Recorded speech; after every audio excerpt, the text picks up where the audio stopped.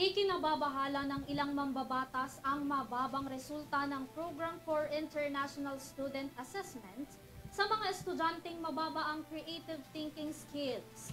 Ayon sa ilang mambabatas, oras na para paunlarin ang fundamental competencies sa mga mag-aaral, partikular ang reading, mathematics at science. Si Louie Aliliana para sa detalye ng balita.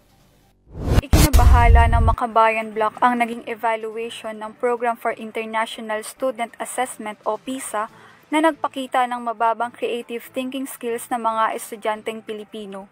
Sa 2022 cycle ng PISA, nakapagtala ang Pilipinas ng average point na 14 kumpara sa Organization for Economic Cooperation and Development o OECD average na 33. Dahilan ito upang mapabilang ang Pilipinas sa bottom 4 ng 64 na bansa.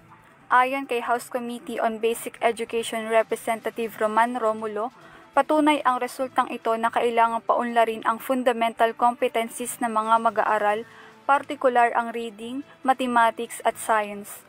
Pahayag naman ni Alliance of Concerned Teachers o ACT Representative Franz Castro, marapat nang suriin ang K-12 curriculum upang maiangat ang creative thinking skills sa bansa. Samantala, nais ni Kabataan Party List Representative Raul Manuel na maging wake-up call ang resulta ng PISA para sa ani education crisis na nararanasan sa Pilipinas.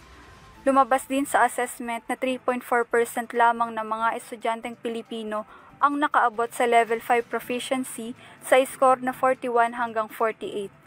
Mas mababa ito kumpara sa naitalang 30% ng Singapore na nanguna sa nagdaang PISA result sa average point na 41.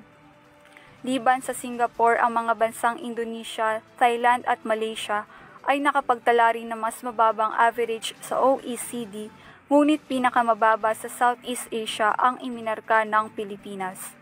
Para sa EuroTV News, ako si Louie Aliliana, sumasaludo sa bawat Pilipino.